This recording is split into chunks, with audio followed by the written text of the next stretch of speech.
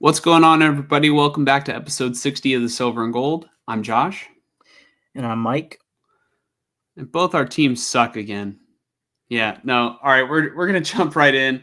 The 49ers lost to the Seattle Seahawks today. And, I mean, it was an upset because I really felt like the 49ers, I mean, they were favored in this game.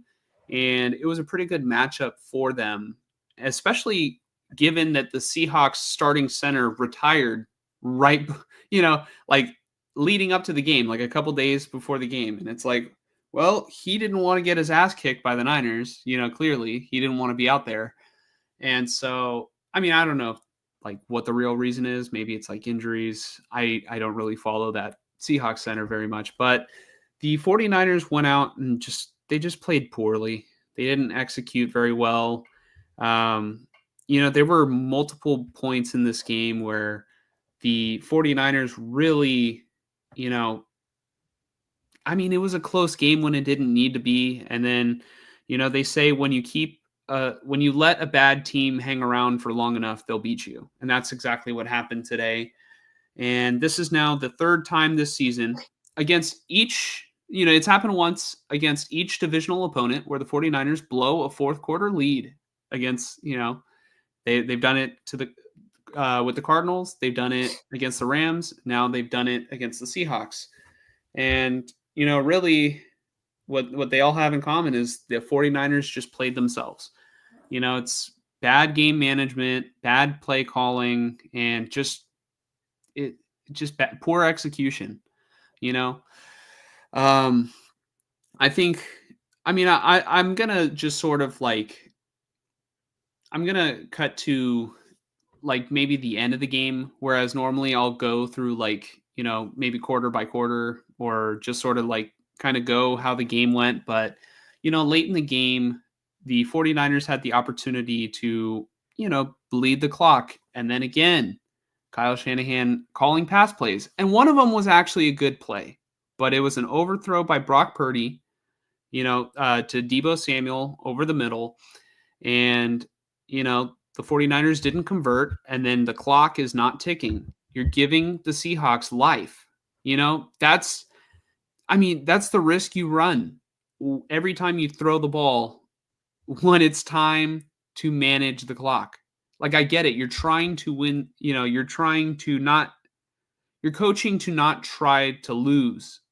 Or you don't want to be coaching to not try to lose. You want to be coaching to win the game. But come on, you have Christian McCaffrey back now. And I mean, we'll talk about McCaffrey in a second, because McCaffrey hasn't been like, the same CMC that we're sort of used to. And, Jordan Mason still looks really good, and he was severely underutilized in this game. But, the 49ers just needed guys to step up. George Kittle didn't play in this game. And the only guy who really stepped up in this game, I felt like was Juwan Jennings. Juwan Jennings is the 49ers' best wide receiver this season. It's not even close. Deebo is not close to as good as Juwan Jennings. Not this year. In the past, hell yeah. This year, no. Brandon Ayuk also got overshadowed by Juwan Jennings this year. When Jennings has been healthy, he has been balling out. And Jennings is arguably the only reason why the 49ers even scored points on offense today. He was there. He came up big on third downs. There was one play where Jennings had to like overcome 4 Seahawks defenders, in order to get a first down. And you're thinking, man, Jennings is putting the team on his back and the 49ers are going to win this game. But no, they didn't. And, you just start to wonder. The 49ers are now 5-5. They are at the bottom of the NFC West. They're tied with 2 other teams in the division. And the Cardinals right now, I think they have a very favorable schedule the rest of the way. The 49ers are still technically, I think, one game back of, a first place in their division, but they're also, along with them are the other teams who are tied. And the 49ers have a tough schedule coming up. They have a very rough road trip coming up, and maybe I'm jumping too far ahead because we'll definitely preview next week. But, a lot of fans are asking, is it time for Kyle Shanahan to be fired? And I think right this second, no. And honestly, maybe even after the season, I still don't know if it's time to do it. I think the times to do it, there have been times in the past where you could justify firing Kyle Shanahan. The whole, the Trey Lance thing, how many times that he's blown it in the Super Bowl when it's, the ball's in his court. All he has to do is close the game, and he just refuses to learn. I get it. You're not going to fire a coach coming off a Super Bowl. I don't think right now is the time to fire him, but I do see the fatigue. I get it because I'm a Niner fan. There is fatigue of, like, there was this very interesting, sort of tweet that Nick Newman tweeted. If you follow Nick Newman, you know exactly who I'm talking about. But if not, go follow him on Twitter. Just look him up. He's a Niner. He's a Niner, I guess. Person on Twitter. He's. I don't know if he still does any YouTube. I probably should know. But Nick sort of. I'll just bring up the tweet. Actually, let me bring it up so that way I quote it correctly. Let's see here. I'll even give him a follow on the Silver and Gold Twitter. Follow the Silver and Gold Twitter if you have a second to do so. But Nick Newman says, it seems like ever since Jim Harbaugh left, 99.9% of 49er fans have been rooting for his success. I definitely have. I just had this thought. If Kyle were to leave, what percentage of the fan base would root for his success outside of the organization? My guess is a very small amount. What do you think, Mike? He's probably not wrong on the second part. I couldn't tell you on the first part. Obviously, your personal experience is you very much enjoyed Jim Harbaugh. And, I remember the Jim Harbaugh years, and he was a very good – like, he's – the difference between the two of them is that Jim Harbaugh is personable. I think I said that right. Whereas Kyle Shanahan is not, right? Mm-hmm. Kyle Shanahan is very much, the guy holding the clipboard, not very – he's just he doesn't put much emotion into things unless he's getting upset with reporters asking him the wrong questions or something, right? Otherwise, like, he's not really the type to – be this emotional figure for the team, like almost like for lack of a better term, like a father figure. Like, that's Jim Harbaugh, right? I mean, yeah. I guess what I think you're trying to say is that he's not like he's not a leader, whereas Harbaugh is a leader, and maybe you would word it a little bit differently. Yeah, that's a little steep. I would say it's like, it's just a matter of how you handle being a leader, like there are different ways to do it. Whereas, maybe the Shanahan, I feel like Kyle Shanahan's dad was, I don't remember because he's from a little before my time, but if I had to guess, him being as successful as he probably was. I think anybody would agree he's a better coach than his son, but that's a different era of football. I feel like in today's football, at least I can see where the Kyle Shanahans make sense to some teams of, like, just be a good offense and be efficient and all that, and kind of, be very, internet versus, pencil and paper. You know what I mean? Like, that old school. Like, I remember a long time ago on this podcast, we talked about I don't know if it was John Madden and Bill Walsh, but like they were teachers. They taught the game, you know.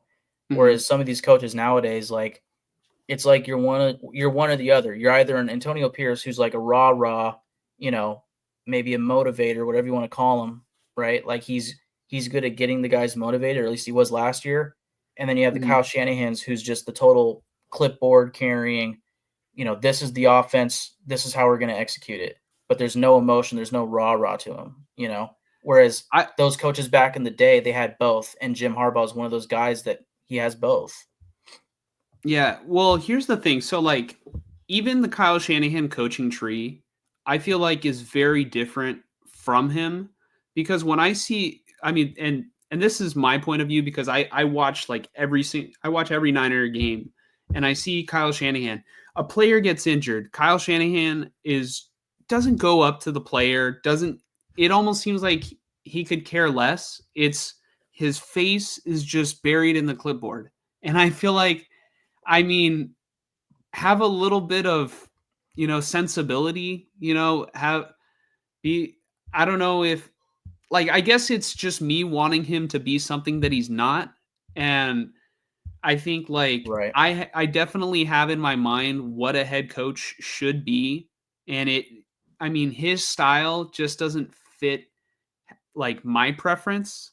Right. And so I sort of laid it down here. If you've already gotten a head start to read what I said, I'll just paraphrase it. But like, essentially, I really feel like there's a difference between, how fans feel or felt about Jim Harbaugh, how Niner fans felt about Jim Harbaugh versus how they feel about Kyle Shanahan. Because really, Jim Harbaugh, I feel like you could take the winning away from Jim Harbaugh and you could still really relate to his personality, just his love for the game, how passionate he is, how fired up he gets, just sort of like how he fires up the fan base. And Kyle Shanahan, it's like if you take the winning away from Kyle Shanahan, you really like he's just kind of a boring guy, you know?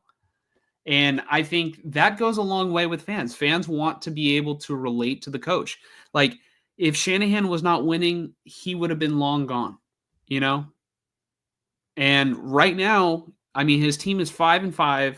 The season is in the brinks, like it's hanging by a thread right now because there are tough, really tough matchups coming up in the coming weeks, and they need to win football games, you know?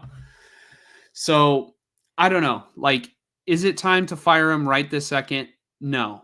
In the offseason, I think like if you have a good replacement for him, just where I'm at as a fan right now, it's like I'm open to something different because every single time it's like, all right, we get this head coach who's just snarky with the media, thinks that he's better than everybody, thinks that he's smarter than everybody and constantly gets out coached in games. And like, okay, Mike Shanahan is your dad. And I get it. Like, you call good plays and this and that, but I think there's more to being a head coach than just being a play caller. And I just don't see him as a great leader of men. And I don't know, you know, um, so I would say a good example is what we were talking about last week of like comparing the way that he handled the Debo situation to how Andy Reid handled like Travis Kelsey a year yeah. ago. You know, I think that's a Hmm. perfect example of like what you would look for. And Andy Hmm. Reid, I mean, the commercials he's done are fucking hilarious, but that's commercials. But he's genuinely the type of coach that as a fan you like, and I think as a team you want to win for, you know. Yeah. Whereas Shanahan, I don't feel that. So, I to all that, I get Nick Newman's point for sure, and yours as well. Hmm. And I mean, even Jordan over here, says, great point. We miss Harbaugh. X's and O's is cool and all, but leader of men cannot be taught. You got it or you don't. Kyle does not. I agree with that. I don't think this is just my personal opinion. Guys in the locker room will probably say differently. But really, I mean, what are they just going to throw their coach under the bus? Clearly, Right. guys like Jimmy Ward didn't really care for Kyle Shanahan's his antics as a head coach, right? But just seeing it from the outside, I'm like, I try to put myself in the position of the players, and like, I mean, how could the little things not go a long way? And I just don't think that Shanahan cares about the little things. And so far, with just being the play calling head coach, it has not worked, you know?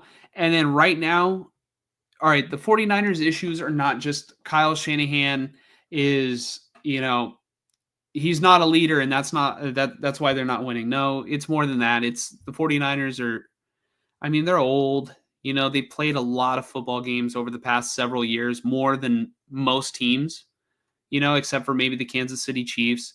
The 49ers have, been able to hold together this core of players, and, it just gets hard. They've been nearly, nearly Super Bowl champions since 2019, and they haven't gotten it done. And at the end of the day, I mean, Father Time catches up to everybody. You know what I mean? That's why they call it Super Bowl windows. And it looks like right now the 49ers missed the Super Bowl window with the core that they started building since 2017. That's what it looks like right now. For all I know, they will make me look stupid. Everybody will clip this and like, man, Niner fans have lost their mind, blah, blah, blah. Niners end up winning the division, going to the Super Bowl, and hell, maybe even win it this time. They just seemed like a middle of the pack team to me this year, and maybe that's how it felt in the past, right before they went on their runs, because a couple of years ago they were like 3-5 and then went to the NFC title game. They're a team that can just out of nowhere just catch lightning in a bottle, and then all right, this guy gets injured there, and then all of a sudden they win this game that they're not supposed to win. I mean, it could happen. But I don't know. I think it gets harder and harder the further you progress into these players' careers, and it just seems very unlikely to me. And I don't know. I want to get to some comments because I do see Fonzie and Rob in here. Fonzie says, "What's up, guys? Season's over for both teams." Melting face emoji. It's not over for the Niners, but it's definitely like it's not looking good. Because I think like for the next 2 weeks, you can almost chalk up losses for the Niners. They're going to Green Bay next week. And obviously we'll do our formal prediction of that, not to jump too far ahead. And then in 2 weeks, they're going to play the Buffalo Bills in Buffalo. So yeah, that's a tough one for sure. I will say before we get on to the rest of the comments, I couldn't help but think. I watched the end of this Niners game, and I was sitting there like, once the Niners couldn't convert, and they, I think, punted to the Seahawks with 2.5 minutes left, up 4, I was like, I have no idea what's about to happen, but my God, I should have stuck to my gut and picked the Seahawks. Because I don't know if you remember, but last week I was like, this is a toss-up for me. I think it's going to be a close game, and it really is a toss-up. And you were kind of like, no, the Niners are going to win this game. Like, come on, what are you talking about? And I'm like, I don't know. It's a divisional matchup, man, and anything can happen. Well, Mike, you don't understand. Kyle Shanahan is a fucking genius, okay? How can I side against a genius? He knows more about football than anyone who's ever lived, okay? Yeah. And if you question it, Mike, if you question it, I'm getting the Niner fan base on you. They will cancel you on Twitter. Okay? They're going to take off your Raider hat, and they're going to stick it where the sun don't shine. Rob Aman. Hey, man. Welcome to the show. Kyle looks mentally checked out. I mean, he does. His players are not executing, whatever he's drawing up. And I think, people can say, well, they just aren't running the plays right, but that's part of being a head coach. It's getting the right players who are going to run your plays. And then not only that, making sure they're prepared to run them during the games. That falls on the head coach. If you're going to blame anybody, you have to blame whoever is responsible for I mean, Kyle Shanahan has a big say in who's on the field. It's not just John Lynch. Kyle Shanahan hired John Lynch. You know, Kyle Shanahan handpicked John Lynch to be his general manager.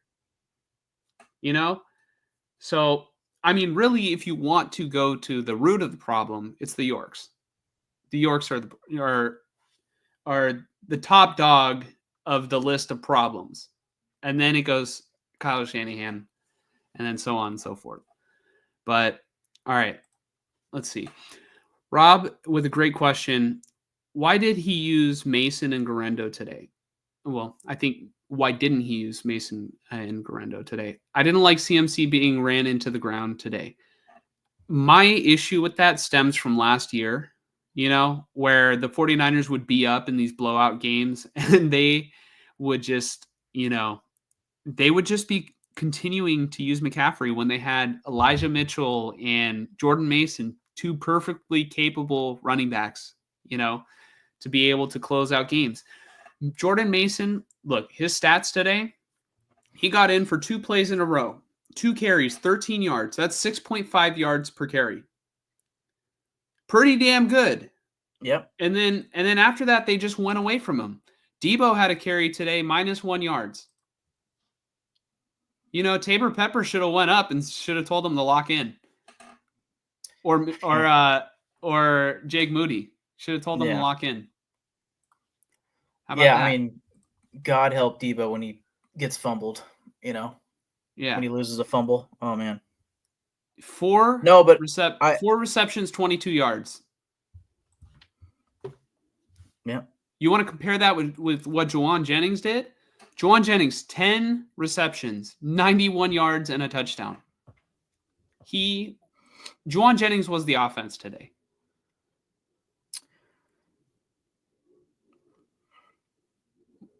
What do you want to say, Mike? What do you want to say?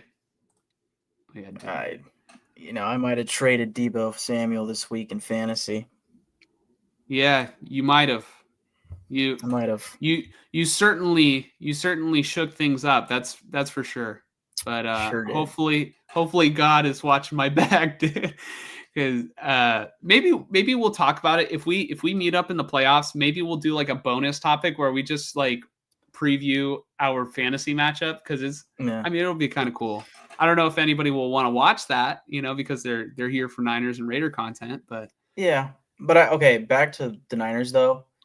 I 1000% agree with your point of, in the past, Shanahan's offense has seemingly been the most successful when he has a second running back getting big time carries, and just chunking the shit out of the defense.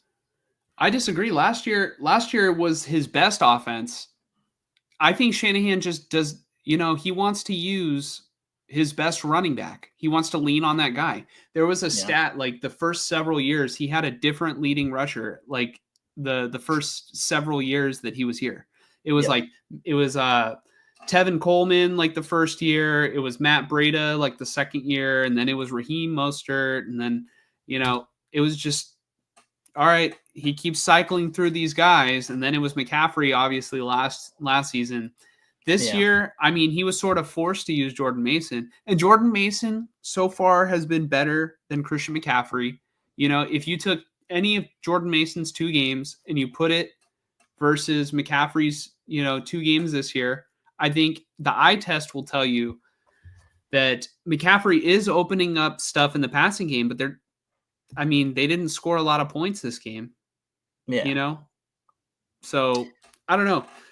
Maybe it's just a fault in the game plan, but McCaffrey doesn't look like he has the same burst as he did last year. And really, I didn't expect him to because he hasn't really had game preparation or like game speed to really rehearse since early off in the off season.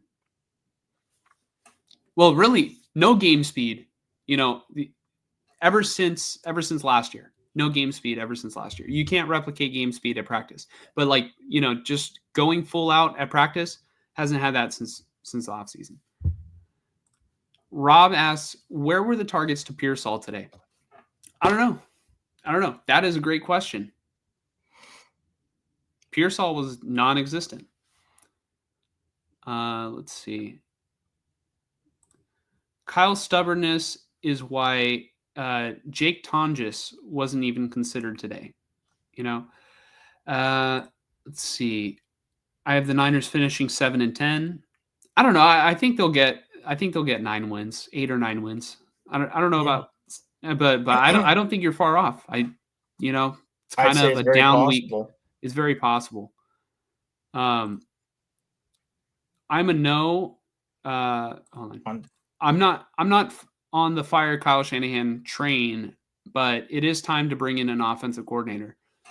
I mean, here's the thing. Like, even when Mike McDaniel was the offensive coordinator for the Niners, Shanahan was still calling the plays. So really, like, I mean, I'd love to know exactly what an offensive coordinator would be able to do. Like, I get the point. You know what I mean? You need a guy who is focused on play calling, and then another one who's focused on managing the game and managing the players during the game. And Shanahan tries to be both. Well, really, I mean, he is both. His job is both. But it looks like every single game, he's always in his play sheet. And he tries to, I mean, he had a couple challenges today that one that he should have won, I think, on the DK Metcalf catch, where they said that he got both feet down.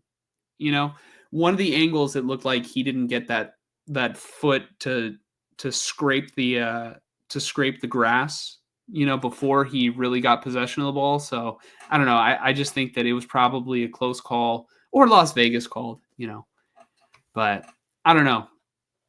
I think, do you need to bring in an offensive coordinator? Or at a certain point, does Kyle Shanahan just have to be the offensive coordinator and you need to bring in a head coach?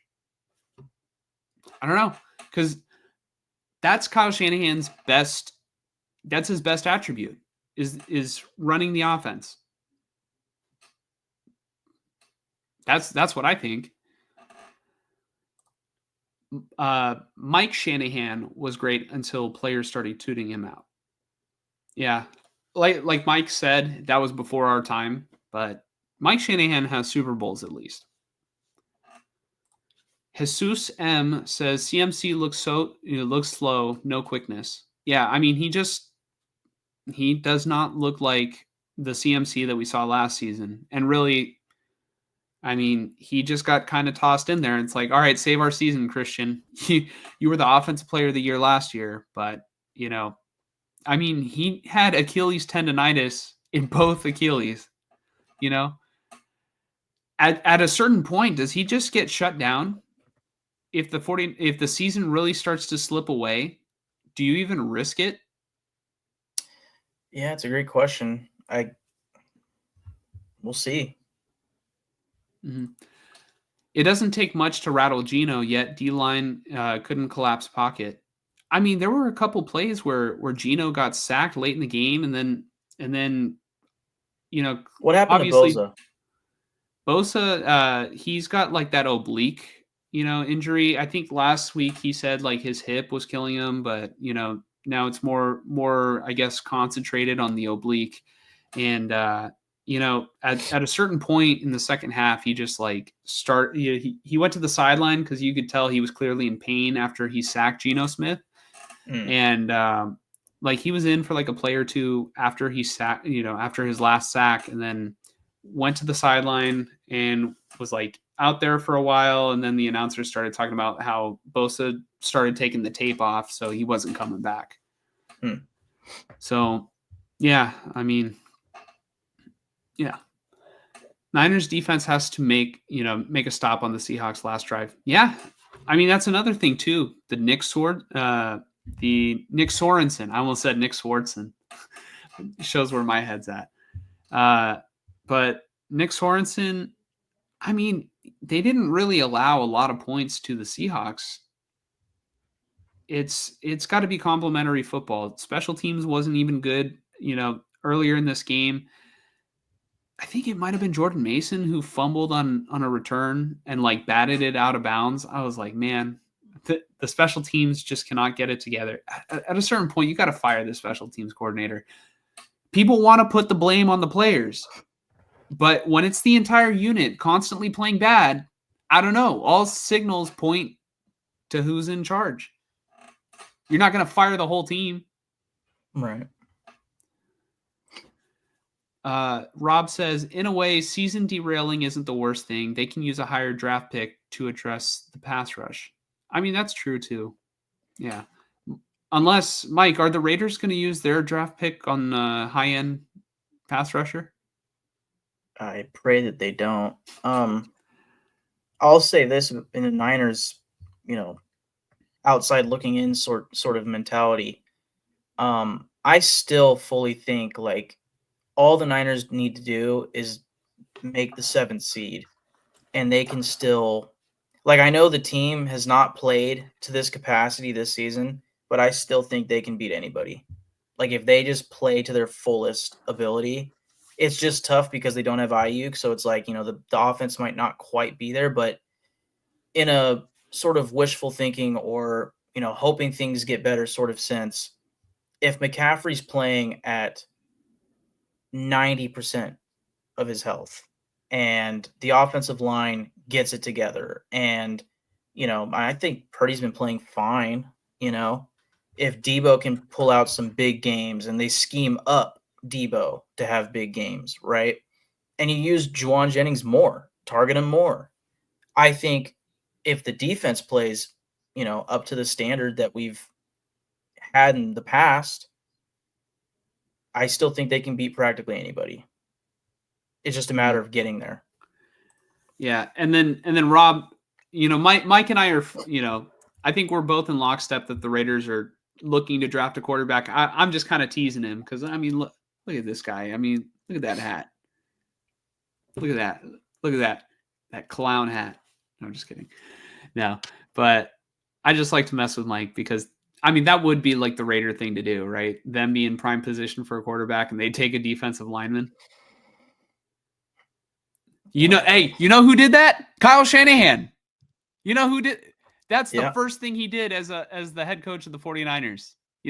Following obviously all the roster moves. His plan A was Kirk Cousins, passed on Patrick Mahomes for Solomon Thomas. And Deshaun Watson. Yeah. Although maybe a couple other guys. Yeah. Maybe in I just mean that Deshaun Watson hindsight. Thing. Yeah, at the time I was thinking Deshaun Watson was the top quarterback in that class. Yeah. I think most people were, but I think it's just a little too obvious right now for the Raiders. Like they have to draft a quarterback, and I think really the plan was for them with Tom Telesco to draft a quarterback this past draft, but it didn't work out that way. And I have something to say about last year's draft, but I'll spit it out in our Broncos preview. Mm-hmm. Hint. I think I know where you're going with that. Yeah, I fucked up. Yeah. Yeah. I was a little too cocky on draft day. Yeah. So Rob says, he says, my grandma would be rolling in her grave if she saw how bad the Raiders are. Well, I mean, yeah. Someday I'm going to be in a grave. Hopefully that doesn't last, forever, or else, maybe the Raiders will still be bad by the time Mike is in his. So. Yeah, I was literally talking to my dad tonight about the Raiders, and it's been so long since they've won a playoff game that even me reminding him how long it's been, he's like, no, that can't be right. I said, Dad, the last time the Raiders won a playoff game, I was probably still in diapers. I am 27 going on 28 years old right now. It'd be funny if you said you were 50.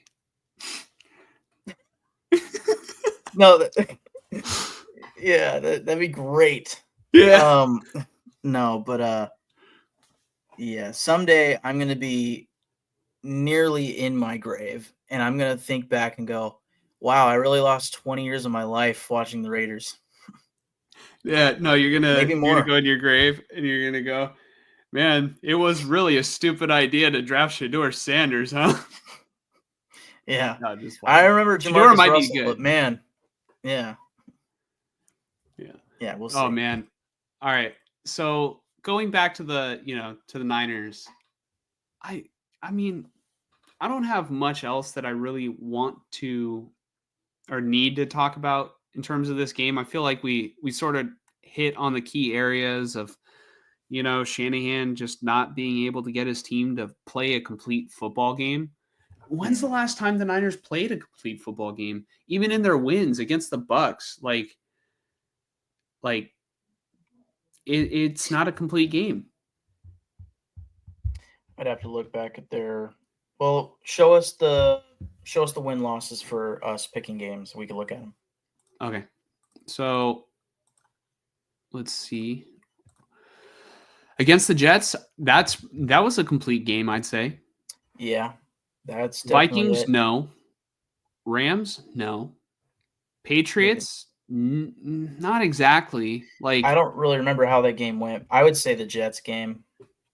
I'd say the Jets game. Cardinals, no.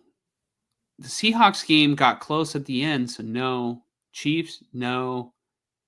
Cowboys, that's one. I mean, what was the score of that game?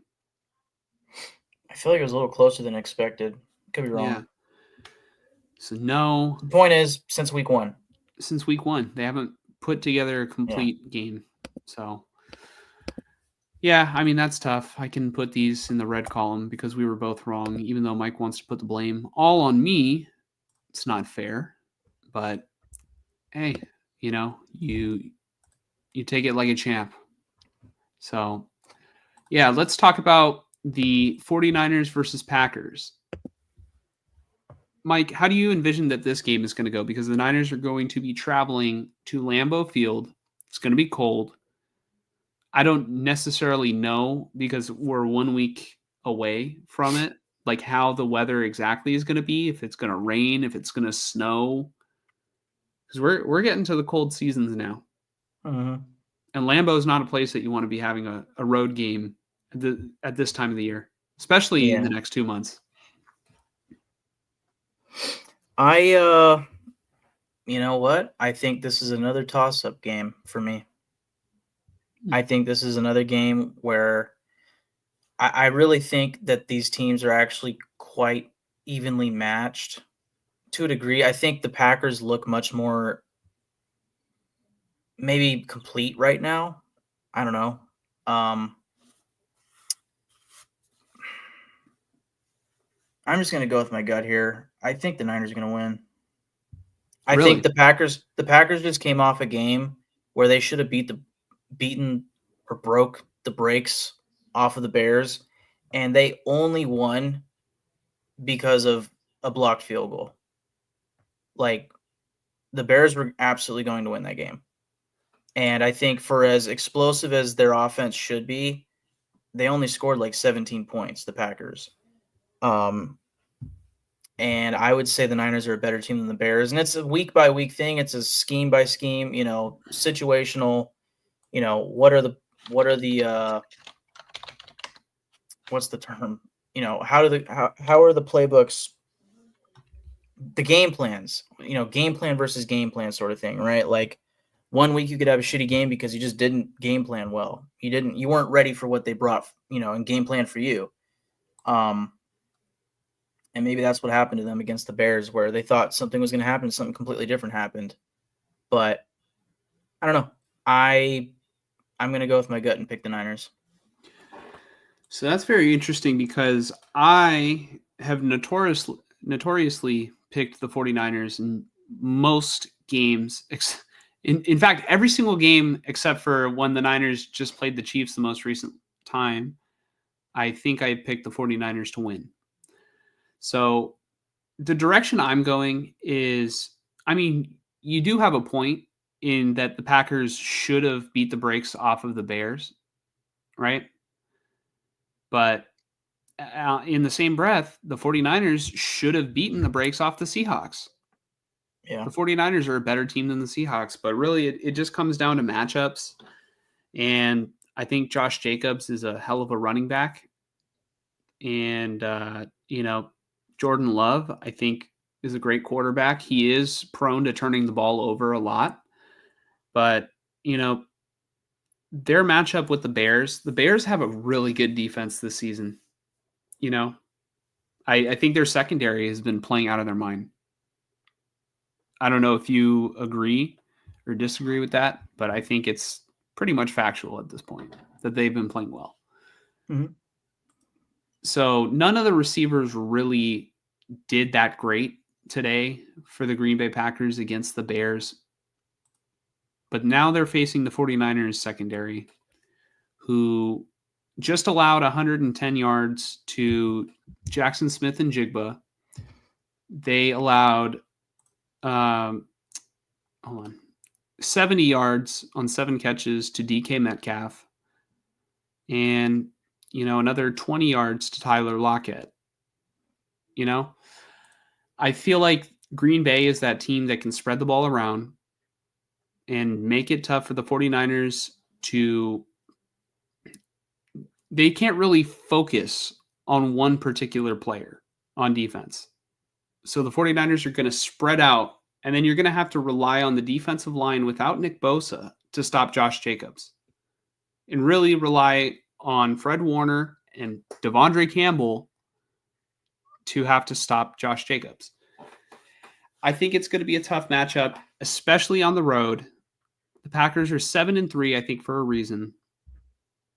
I'm going to go with the Green Bay Packers in this one. I don't know. I could be wrong. The Niners, they have their backs against the wall, I'd say, at this point in the season. They have to win, and the Niners, I am willing to acknowledge, they're the one team I'm confident that if overnight any team was just going to change, it would be the 49ers. They can flip that switch and change and then be the best team in the NFL. Yeah. Last season, they were the team that started off the hottest and then started to cool off. Maybe they just need to build up. But with the information that is currently presented to me at this time, I don't even know if Kittle's going to come back this week. Yeah. So I just don't see enough firepower to keep up with the Packers if the Packers are able to really spread out the 49ers defense and also get the run game going. The Niners run defense has been better over the past several weeks than it has been at the beginning of the season, but I just think that Green Bay, you can't really focus on one receiver or another, and that's a headache. Like I said, the Niners will probably intercept a pass or two in this game. I'm counting on it, because Jordan Love, he just airs it out, throws a couple interceptions or at least one, but he throws a bunch of touchdowns. I'm going with the Packers in this one. Cool. It'll be an interesting game, that's for sure. Any immediate feedback? All right, do you want to switch your pick right now? No, you made a lot of great points, but no, I'm going to keep it. Okay. This is me wishing I picked the Seahawks last week. Okay. But I think the main point, I guess, for me is the Niners' backs are against the wall, and I think the Packers are much more beatable than the Bills. And if they don't beat the Packers, our headline on Twitter was like, is the Niners season over? To me, fuck no, it's not over. But, man, if you lose to the Packers, it's starting to feel like it with a game against the Bills coming up. Here's the thing about the Niners tiebreakers, too, with the other teams in the division. They got none. They have now lost to each team in the division. And then a lot of their losses were inside the conference. So the Niners, they're going to have to, assert themselves into a playoff spot. And so that has to start now. So I just want to make it abundantly clear to everybody who's watching, I am not rooting for the Packers to win this game.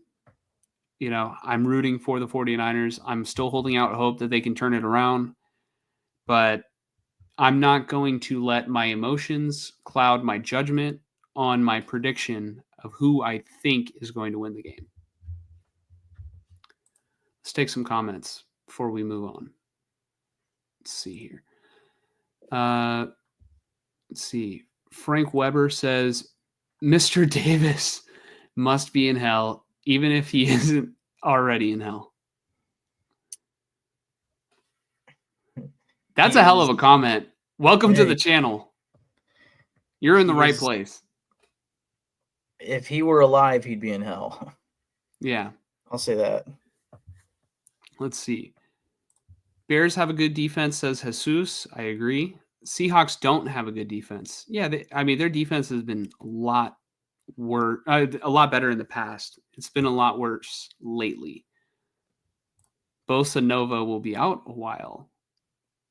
Yeah, I don't know. I didn't hear any injury updates, so excuse me for not having the fully up to date news. But if I had to guess, Bosa was in pain last week. It got worse this week after a sack. I'm thinking he might not play. So that would be a huge loss for the 49ers D line.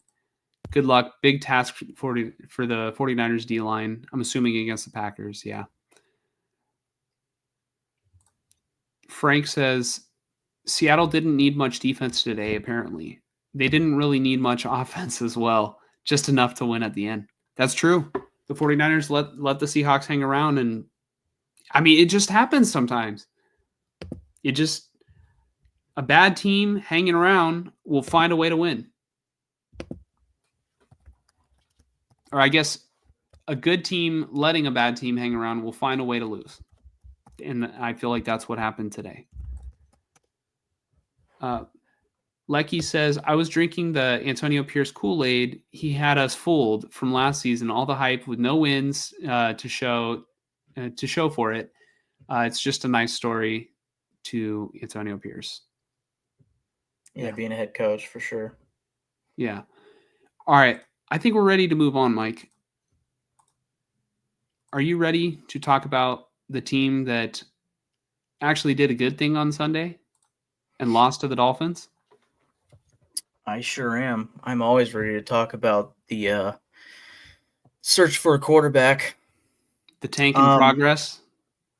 Yeah. I mean, it'd be great if I knew, like, if I was assured, like, yeah, we're not going to win another game this year. We are tanking. We're going for the first overall pick, but something stupid's going to happen. They're going to face the Chargers. Well, that's the final game of the season. They're going to face, this week they're playing the Broncos, a team that's very much in the playoff hunt, which is crazy and annoying to me.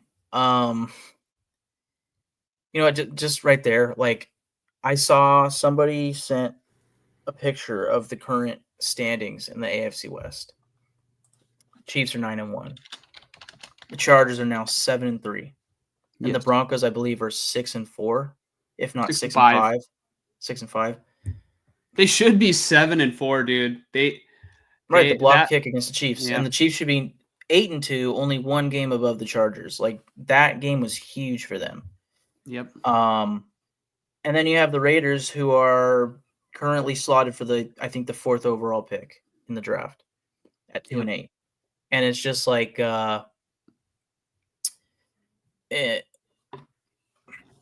if the Raiders were like 4-6 right now, I'd be in hell.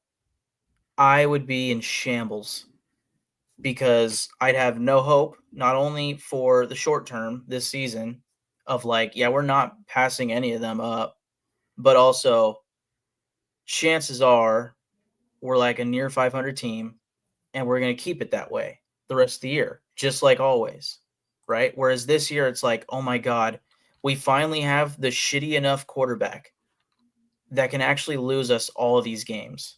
And potentially, if we're being honest, this might be a little harsh, but, like, we might also have the shitty enough coach to make us lose these games, you know? So, hey, last year I was doing quite the opposite of slandering Antonio Pierce. And honestly, I was really talking up Patrick Graham. And as far as recapping this Dolphins game, the defense lost this game. The defense sucked in this game. What's new for Raider fans, right? I don't know if it's low energy. I don't know if it's low morale. I don't know if these players, like after the game, Max Crosby said, at this point, we're just playing for our pride, you know? And, besides money, yeah, he's right. They are just playing for pride at this point. And honestly, I hope they have no fucking pride. I hope they fucking swallow their pride and just suck the rest of the way, please. Yeah.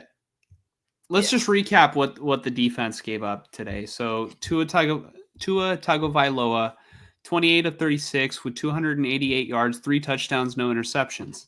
Devon Achane, 17 carries, 73 yards, 1 touchdown. I'm just going to go over the notable players. Okay. Jonnu Smith, 6 catches, 101 yards. That comes out to 16.8 yards per catch. They give 2 up a lot to him. touchdowns. Yeah. Yeah. The 2 touchdowns. That's killer. Tyreek Hill, 7 catches, 61 yards, 1 touchdown. Jalen Waddle, not as, really involved in this game. But really, that's the story of his season. And Mike is frustrated because I traded him Jalen Waddle pretty early.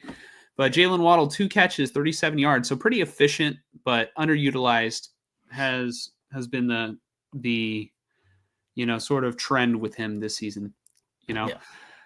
Devon Achane, 4 receptions, 32 yards.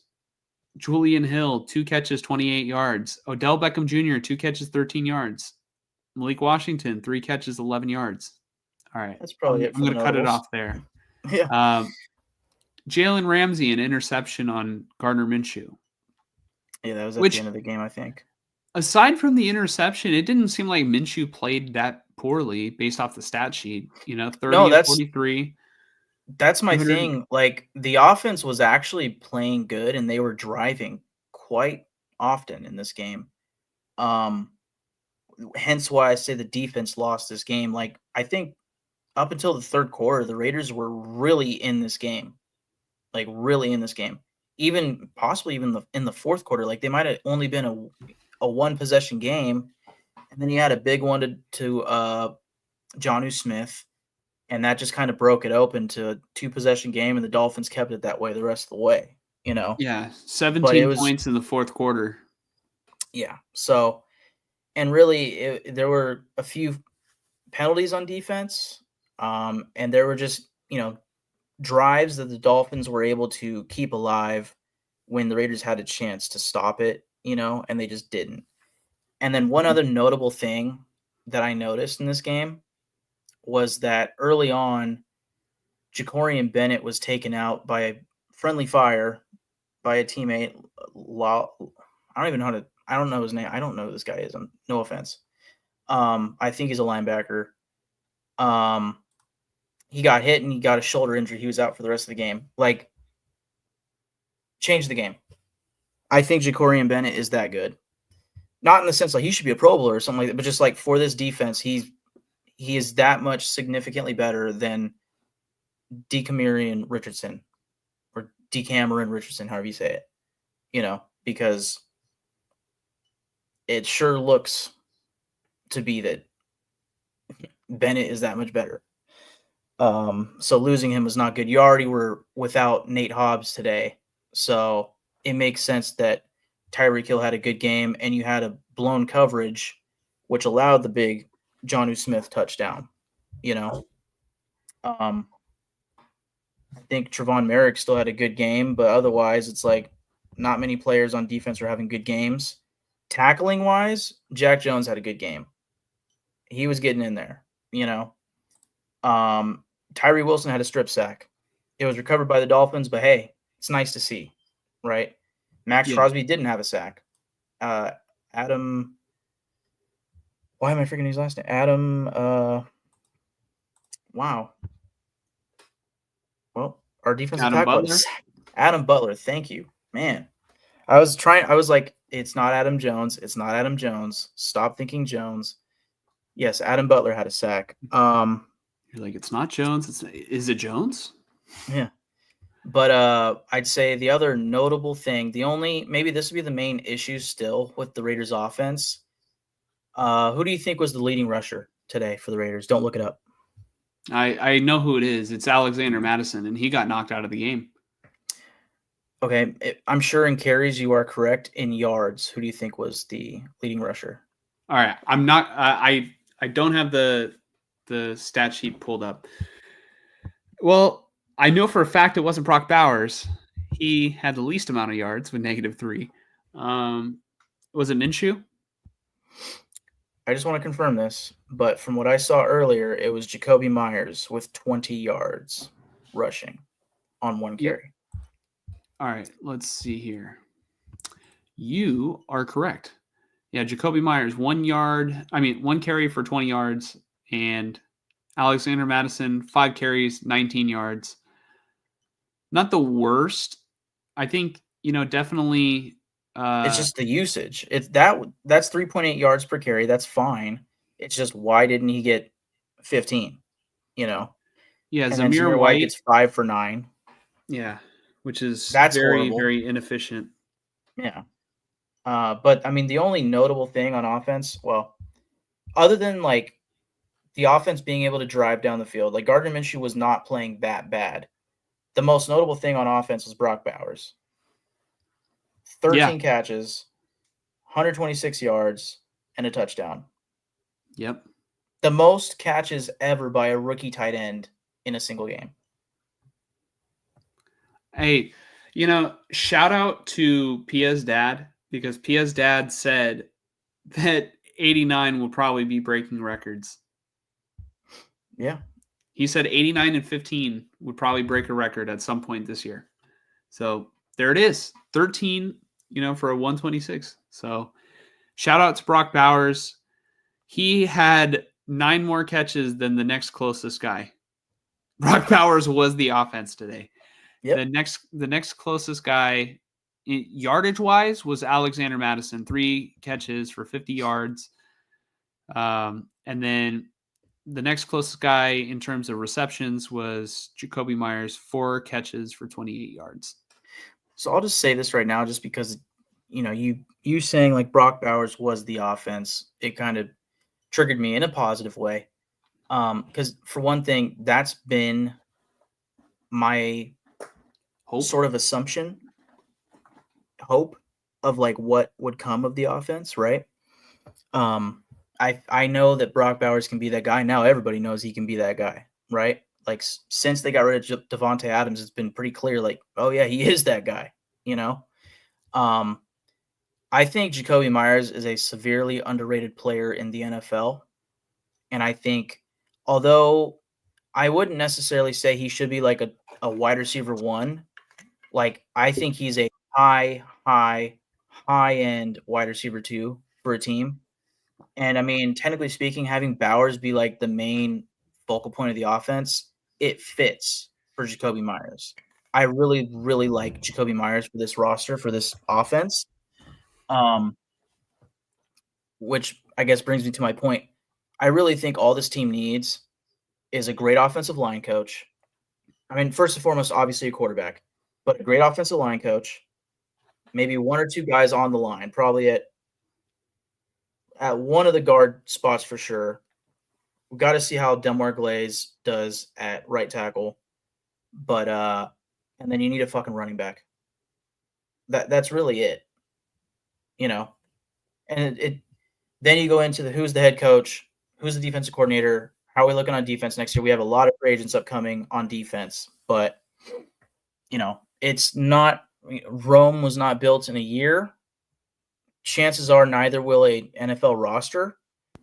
But I think big strides can be made this offseason to where I can witness the Raiders winning a playoff game by the time I'm 60. Yeah. So, you said Rome is not built in a year. I got one for you, Raider fans. The Raiders were not built in 20 years. Yeah. Yeah, let's hope that they can get built in 25. Yeah. All right. So, are we ready to move on to next week's game against the Broncos? Yes. All right. I think that the Broncos are going to curb stomp the Raiders. I really do. I think the I Bo Nix hope. is playing very well, and I know that's the guy that you wanted to bring up because we had reactions of him during draft season. And so far right now, I mean, all right, we talked about Jaden Daniels quite a bit, on this podcast. But I mean, Bo Nix is being a sneaky pick for rookie of the year. If Jaden Daniels falls off, who knows? It could be Bo Nix. Yeah, I still think chances are it's gonna be Jaden Daniels, so long as they keep winning. But hey, if they say the Eagles win that division and like you said, Jaden Daniels just kind of falls off a little bit, and Bo Nix keeps up what he did this week, yeah, he'll be the rookie of the year. And where I was going earlier in this pod, uh, I essentially said I fucked up on draft day because I was euphoric when the Broncos drafted him because I just felt like, yeah, that's the type of quarterback that goes in the second round and becomes absolutely nothing. And maybe this is a testament to Sean Payton. But from what I'm seeing, I feel like it's a testament to Bo Nix, dude. He's a stud. And that's so sketchy for the fucking Raiders, dude. Because my hope was like they picked the wrong quarterback. It's going to set him back 5 years. Thank you, God. But now it's like, well, we have three playoff teams in this division, and then you have the Raiders fighting for the first overall pick. That's what we're dealing with right now. And it's just like I'm slightly okay with it in the sense of like we need a quarterback that bad.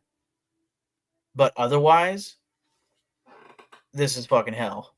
Who This would you is rather? Raider hell. If you could trade Brock Bowers right now for Bo Nix, would you do it? No. No. No, and that's probably stupid, but I I would rather just draft the quarterback. And then you have a Brock Bowers. I honestly, at that point, you might have you know, this is extremely wishful thinking. I'm not saying this is what's going to happen, but then you have the Mahomes to Kelsey connection, right? But if you trade Bowers for the quarterback, it's like, well, Bo Nix has looked good, but do we really think he can be that good? I mean, that's a little bit of saying like take a box or a boat, like perhaps Bo Nix is a boat. We know he can succeed in the NFL, whereas Shadur Sanders or Cam Ward, you know, maybe they're another boat, but maybe they're not, right? I don't know. So, but maybe they're better than maybe they're a yacht. That's where my mind's at is like, yeah, I could. Well, the Broncos won't trade him for one thing, but yeah, sure, I could trade Brock Bowers for Bo Nix and I can get the boat, but I'm already on my way to getting the draft pick to try to land a yacht, you know? Well, I mean, the reason why I ask is because I pulled up the 2024 NFL draft, and sure enough, the Raiders, I mean, the Broncos drafted Bo Nix with the 12th overall pick, and then the Raiders picked Brock Bowers with the 13th. If the Raiders did not blow out the Broncos that last game of the season last year and had taken their medicine, like, we have mentioned so many times that the Raiders fail to do every single year, the Raiders theoretically could have been in position to draft Bo Nix. And I'm just wondering, obviously hindsight's 2020. Would you have rather at least taken the shot on the quarterback, or would you still rather have Bowers, who's playing very well? But I think we both know it can't be done without a quarterback. Yeah, again, I think this might technically like maybe be the let's call it politically incorrect answer, but no, I would not rather have Bo Nix. Not because I think Bowers is better for a franchise, but because if you Brock Bowers looks like a generational player.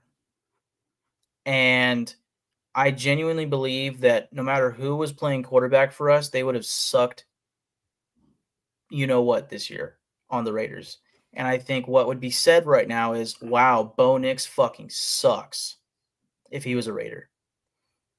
So why would I rather have that when I have a guy who I'm like bona fide? He's going to be a perennial Pro Bowler, Brock Bowers. All he needs is the right guy throwing to him, and this is going to get disgusting, disgustingly good. Hmm. So, and they need the right offensive play caller to have both of them be successful. The guy that's throwing the passes and Brock Bowers. But hey, we know that Brock Bowers can get it done either way. He can get funneled the ball. So let's make our final prediction for this Yep. game. Yep. I think I already was there. We were correct on these Dolphin picks, by the way. But who are you taking, Mike? The Broncos with ease. I am also taking the Broncos. I don't think it's going to be that close. Yeah. I literally said back, it might have been the Steelers game. I think I might have said maybe the Broncos game. I'm genuinely curious which week. But you can see the way that I've been picking games. Like I said pretty early on the season, I think the Raiders might not win another game other than the Jaguars game. Yeah. And unfortunately, that Jaguars game might be like literally for the first overall pick. It's between right now, it's the Jags. I don't know the exact order, but it's the Jags, Titans, Raiders, and one other 2-8 team. Don't put that evil out there, please. You know what though? Actually, well, I feel all right. The Jags wouldn't pick a quarterback. That's the interesting thing. But that's still sketchy because somebody could trade up. Go ahead. My hunch right now is that the Jaguars are going to fire Doug Peterson. I think tomorrow. Yeah, I think Doug Peterson's going to be fired. And yeah, because they're going on a bye. Yeah. He's probably going to be fired. And I don't know, do we see Trevor Lawrence the rest of the way? He's kind of dealing with a shoulder injury. He's a little banged up. Like, yeah. Do they just shut him down for the year? Let Mac Jones go? Like, I feel like the Raiders are good enough to beat that Jaguars team, but that's looking way too far ahead. So, right. I mean, the Jags got embarrassed today by the Lions. So the Raiders right now, they're in a race for the first overall pick and really kind of a race for maybe a brand new head coach. Frank asks, will Gruden make a return to the Raiders next season?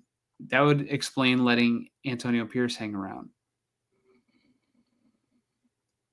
I don't think so. Yeah, no, I personally, there's been a lot of talk about Gruden the past week. I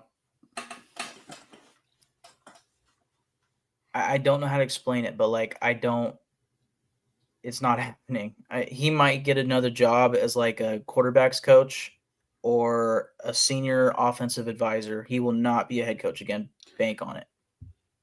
It would be cool. No, I think Gruden could get another shot as a head coach. Just maybe not for the Raiders.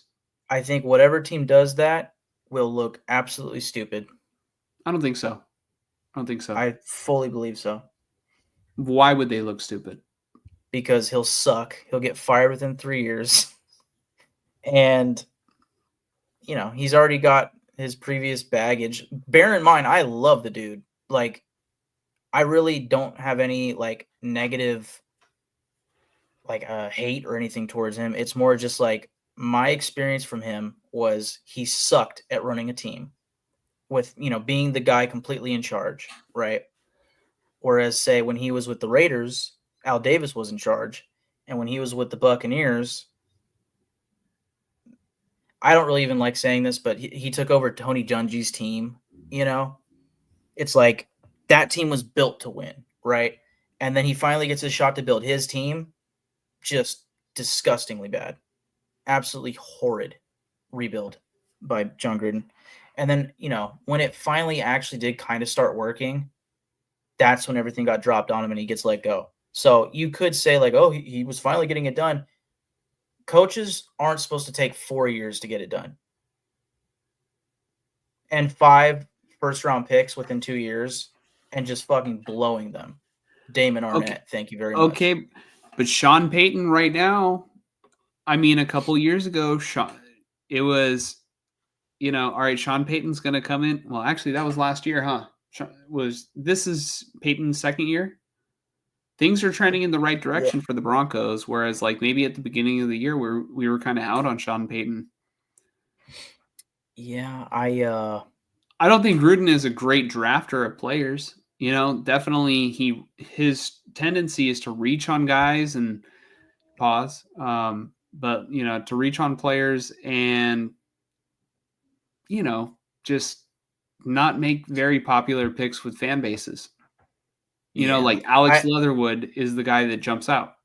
Cleveland Farrell. yeah. Um I mean, taking Henry Ruggs over Justin Jefferson. I mean, that's hindsight 2020, but like it was. I mean, he took CD Lamb. Oh my god, dude. Uh, You liked but Henry Ruggs though. I That liked was the Henry guy that you Ruggs. wanted. No, CD Lamb. Oh CD yeah, Lamb was you my did guy. want CeeDee Lamb. All right. Yes, Let's see. So that was but I like the idea of Henry Ruggs. I did like the idea of it, and it started working. He started playing really good, especially unfortunately the year that everything happened to him. He was looking like a true wow, he's looking great. And then, you know, okay. Justin Jefferson taken with the 22nd overall pick. Yeah. so we could have got him with the 19th pick, and we could have took an offensive lineman or a defensive lineman or whatever at 11. Yeah. Or a better corner. I don't know The what corners were the available. correct moves to make was drafting Tristan Wirfs right before the Buccaneers did with the Yeah, 13th pick. yeah, You take Tristan Wirfs with that first pick, and then Jefferson. you take Justin Jefferson with the 19th. Yeah, imagine this team right now. Derek Carr would have had better protection and one of the best receivers in the game. Say you don't take Justin Jefferson, even Brandon Ayuk, or Yeah, hell, Jordan Love. yeah, Just options. right. So let's see. Let's get to our remaining comments, and then we'll get out of here for the night.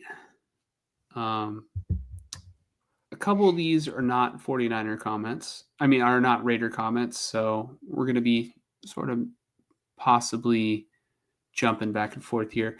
Jesus says, why keep saying the Niners let them hang around? How about saying the Niners are not that great? I mean, that's true too. It could just be that the Niners this year are not that great.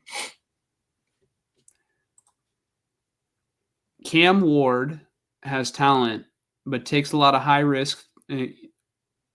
Takes a lot of high risks. Will throw 3 touchdowns, but 2 interceptions and a fumble.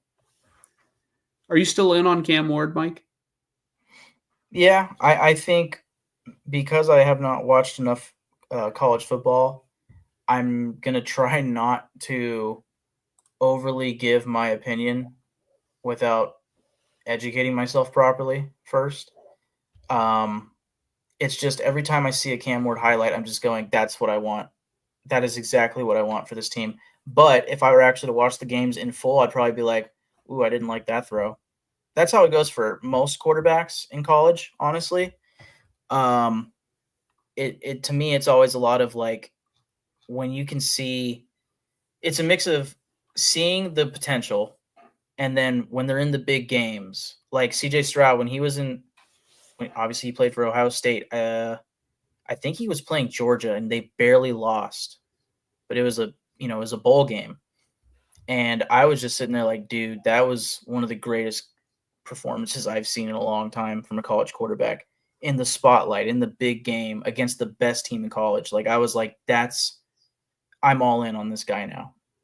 Like that's why I want Miami to keep winning is because if they can get in some big bowl games, I can really see what Cam Ward does on the big stage. You know, whereas relative to him, Shedeur Sanders, it's like I'm sure he's solid. I know he has potential. There's just this aspect of his dad, you know, and Yeah. and really his personality, Shadir. Just there's this there's this I don't know how to explain it.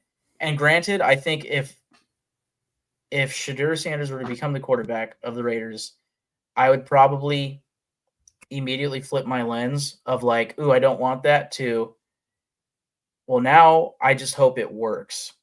Because if it works, I'm going to double down in the opposite direction of like, I love that shit. And everybody's going to hate him. And I love it, you know, because if he's good and he's cocky and he's, whatever you want to call it, oh, I'll eat that up. But if he sucks, terrible, terrible. What do you make of him tweeting, Thank at God every time the Raiders lose. I love it, dude. I fucking love it. That's me too. I should be retweeting them. I really should, but I don't follow them. But I think it's hilarious for one, and I think it's very obvious. Dude, just for a moment, some people are stupid. Maybe some people just don't know how the draft works. So there was literally like let's say it was Bleacher Report or somebody tweeted like, "Wow, Shadur Sanders has been tweeting thank God after every Raiders loss." All the comments were like, "Wow, he really doesn't want to go there." I'm like, bro, do you not understand what he's doing? that they must be like sarcastic. I don't know, dude. Like I think a lot of them were. It looked serious. Like they were serious. Like, wow, he really doesn't want to go there. Anyway, to me, it shows that okay, Dion. I really didn't want to go on a Shooter Sanders uh, thing here, but I will. Deion Sanders has already been on live TV saying that he was asked by somebody. I don't know if it was Keon or Keyshawn. Keyshawn Johnson. Yes, Keyshawn Johnson about if you were or if Shadur was in the situation of going high in the draft and you have these teams that you don't want him to go to, would you like tell those teams he's not going there? Um, and he basically said, "Yep, but I would do it in private." And now, granted, I I'm not the biggest fan of players before a draft being like, "No, I'm not going there." I'm not the biggest fan of that, but I can respect the we would do it in private. Yeah. I can respect it because honestly, that's probably happened a lot more, and I've just never thought of that. Mm-hmm. Yeah. It No. No. No. probably happens. Honestly, like the big ones that jump to mind is like the whole Eli Eli Manning. Manning. Yeah. Yeah, that situation and how it was public, and that's why we remember it. But yeah, I mean, I do think that happens all the time, and I mean, it's like I'm not gonna go over here and say, oh, these players should just. I am of the opinion that if you get drafted somewhere, all right, dude, you gotta play out, your rookie deal. Like you need the NFL more than the NFL needs you. Like that's Yeah. kind of how I stand on like players who don't want to play for certain teams. But Yeah. I I do have a do, counterpoint, but continue. I do, I do at least appreciate, being professional about it and doing it behind closed doors and Yeah. not like being a baby about it and like Yes. Making it publicizing overly to the dramatic. world. Yeah, Yes. being way too dramatic about it. Yep. You know, And I'll even add to Deion Sanders' point. I should have actually been more clear on what he said. He said it depends on the situation, not like the franchise. It's more of like, because he was like, Shadur has been in situations where he's had a horrible offensive line and yet he's still produced. yeah, It's more of the coaching to Dion, and I can agree with that. I that's kind of my point that I've been saying the past couple weeks is not only do they need to get the right quarterback, they need to get the right coach, and with that, you need to have the right GM to bring in the talent, right, that fits the coach and his style. But if you have coaches on a staff, and it's just like they've never been successful with the quarterback before, why the fuck would I want my son to go there? Yeah, I don't blame him for thinking that. That was his point. Was like, I want my son to go somewhere where I believe he will be successful. Every dad wants that naturally, right? So I don't blame him at all. And that's where the coaching decision for the Raiders is massive, right? Not that we need to be praying that Shadur wants to come here, but regardless, we need the right coach in the building to build up and develop our quarterback, whether it's Shadur Sanders or not. But now there's this added element of like, well, if you get the wrong coach, is that camp going to decide, no, we're not playing for you? Like, don't even try it. Good luck with that. Draft somebody else.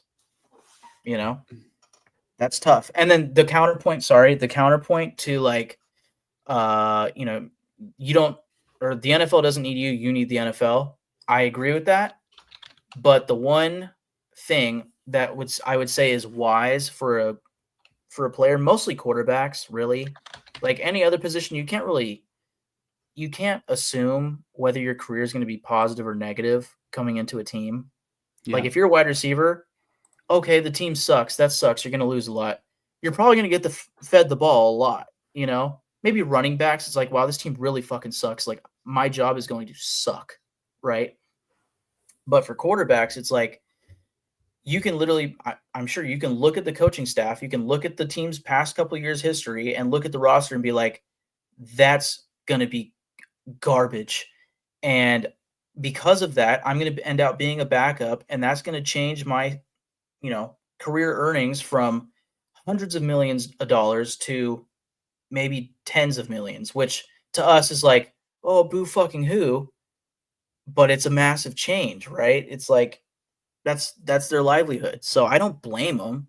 It's just, you know, at the same time, I agree. It's like, hey, no matter what, you're getting paid, but you want success. That's what you want, and you should, like, above all, you should want team success. But the like it's just tough. Like if you get put in the wrong situation, like let's just say random name here, Blake Bortles, just random, or Jameis Winston. Like he went to the Buccaneers, things didn't work out, right? But let's just say he went to the right team, like the right team traded up and got him, and just he becomes a stud immediately. Like, I mean, like a CJ Stroud, right? Yeah. Like, it's just that's a huge difference as far as what their career becomes, and their career earnings. Yeah, like who's to say if CJ Stroud was on the Panthers that we would still think very, as highly of him as we do? Or Right. who's to say if Bryce Young was on the Texans, maybe we think a lot higher on Bryce Young than we do. Yep. And like I said, Bo Nix going to the Raiders this year, he probably would have sucked. Yeah. So definitely that plays a big part in it. But like I'm talking about like the guys that are like, yeah, you know what? I'm not going to sign my rookie contract. Yeah. No, That I know. that Once you kind of get stuff. drafted, yeah, It's like once you get drafted, all right, come on, just you got to hit the ball rolling if you want to have a good career. you got to be a Make it, pro. yeah, be a professional. Like that's Yep. the thing is transitioning from college to the professionals. Show the teams that you're willing, you're willing to work with them, willing to be professional, and then good things will happen. You know, Yeah. So so really, the most power at the end of the day, the most power that Shadur Sanders has is to keep thanking God. Because at the end of the day, if the Titans wanted to, they could draft him. mhm. So Yeah. So Frank Weber says we just don't expect the Niners to lose a game where the opponent scores a whopping 20 points. It's on coach shit in hand. I've never heard that one before, but that's pretty that's good. good. That's That's that's good. pretty good. Coach shit in hand. Yeah. I don't know if I'll use that very often, but I definitely will remember that. Yeah. What are some other like, you know, I guess nicknames that you could give, players or coaches based on their name? Like I do remember back in the day, where some people would call Colin Kaepernick, Colin Sacker pick? That's good. I know there's a couple out there, but I can't think of them off the top of my head. Yeah, I can't think of any. But if we do think of any in the next show, we will definitely bring it up. Bo Picks. Bo Picks or Mo Picks. Mo Picks, yeah. Yeah. Yeah, I got nothing. This was a good show, huh, Mike? It was a good show. Yeah, I encourage everybody, please comment, like, and subscribe. You know, it helps the channel. We do read the comments. We reply to the comments. And yeah, like it's just great. We take time, and yeah, if you want to join us live, I know there's a couple of you who have, you know, joined us live. I want to give a shout out to Frank, to Jesus, to Lecky, and to Rob and Fonzie. Frank at the buzzer says, "Thank you, gentlemen. Enjoy the rest of your evening." Frank, thank you for tuning in. Hopefully we see you next week or on upcoming shows. We really appreciate the support on the channel. Taking your comments was awesome. Shit in hand is probably the best thing that I have ever heard in my entire goddamn life. So yeah, no, I mean, it was great to take your comments tonight. Hopefully you feel encouraged to come back. You know, obviously the channel still growing. So any support that, you know, people are able to give, like in terms of commenting, liking, and subscribing, is much appreciated. Mike, any last words before we get out of here tonight? I got nothing. How about thank God? Thank God.